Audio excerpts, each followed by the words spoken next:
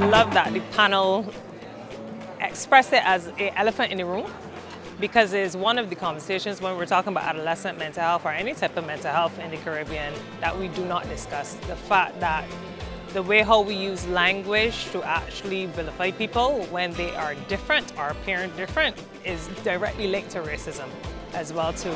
There was also a mention of the slavery and the transatlantic slave trade and the passage, and we don't talk about the traumas associated with that coming out and how we know are unfortunately diagnosing people with stressors that we have never addressed in our entire lives as people being freed in the Caribbean. So what is the importance of addressing this topic? I think it's really important because a lot of strategies and interventions were never made for us based in the Caribbean, and they were actually made to control us and control some of our narratives.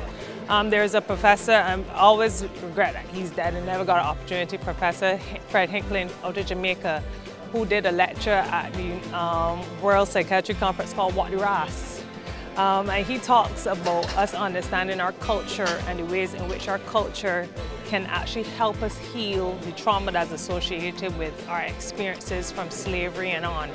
And if we don't start to think about that, and we don't start to think about the research and how research sometimes is not done on us, but the implementations with regards to the research is given to us, I think what ends up happening is that we have the wrong solutions for problems that may not have existed for us because we have not looked at healing our experiences as previous slaves.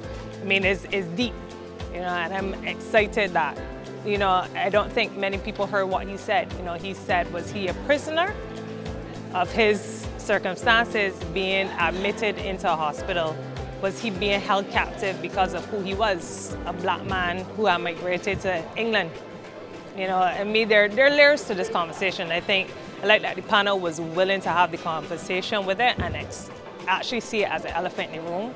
But we have to have more conversations about that. If not, sometimes we are providing the wrong solutions to people.